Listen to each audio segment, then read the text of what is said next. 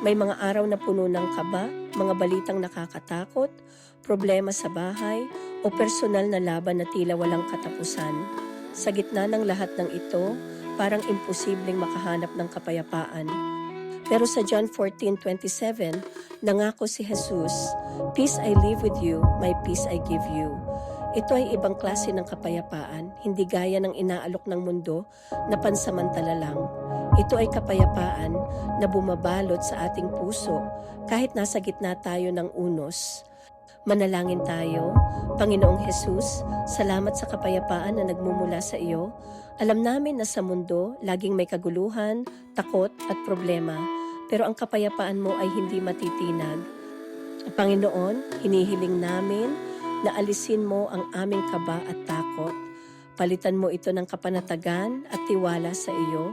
Tulungan mo kaming manahimik sa presensya mo at marinig ang iyong tinig na nagsasabing, "Huwag kang matakot, ako ay kasama mo."